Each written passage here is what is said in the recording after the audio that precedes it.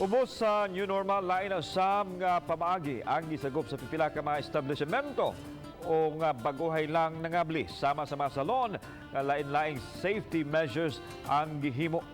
Si Lian Singkulan sa report.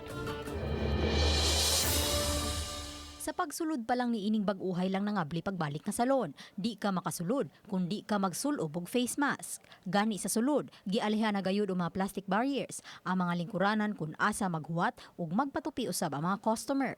Hasta na ang area sa cashier kung asa ka mobayad, may aliusab nga plastic.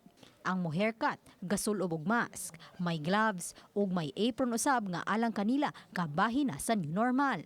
Gihimo usab nila mao ang kanunayng paglimpyo sa ilang mga gigamit sa pagtupi gamit ang ininit nga tubig.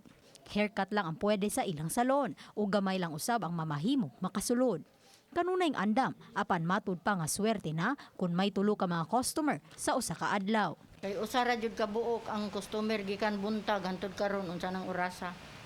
Nya hangtod maghapon kung alas 2, alauna wa gani customer manira na lang sad mi ani.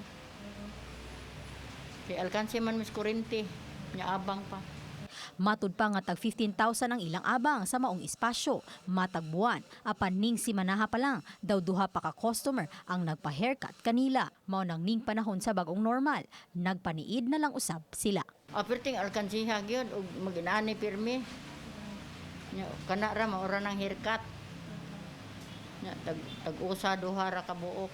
Uban Renate Quiñones, Lian Singkulan, Balitang Bista.